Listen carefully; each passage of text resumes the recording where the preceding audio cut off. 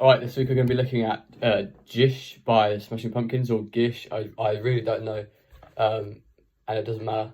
So this is from 1991, it's their first record, so yeah, this is kind of what started it all, for Smashing Pumpkins, and I've heard their two albums following this, and they're both very good.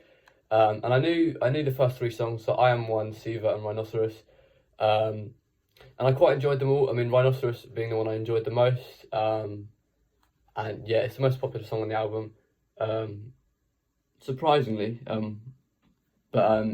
Yeah, anyway, either way, it's got quite of like,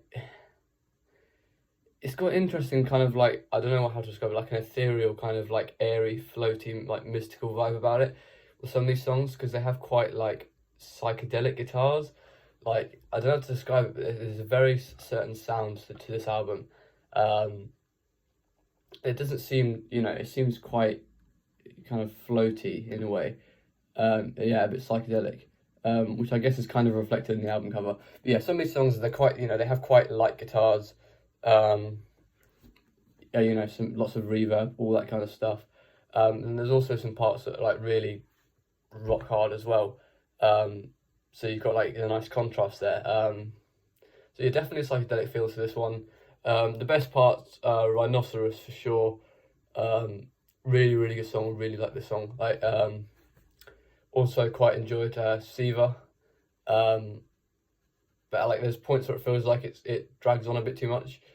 And then for the rest of the songs, I mean, Crush I quite enjoyed Crush. Daydream was alright. Snail was pretty good. I couldn't really, I didn't enjoy Bury Me. Bury Me was the one I didn't like. I think it was Window Pane that I didn't like that much. I can't remember how Tristessa goes. Yeah, some of these songs were like Take It or Leave It.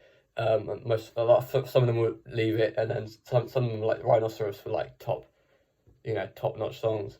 So yeah, I can kind of, because it's such like a psychedelic kind of like light, low-key record, I can kind of imagine like relaxing to this one, not really doing anything too intense. I like to try and describe what these albums I'd be doing while I'd be listening to them. Yeah, and I can kind of just imagine this one being like a relaxation one, with like occasional parts of like distorted guitar and like hard rock and all that.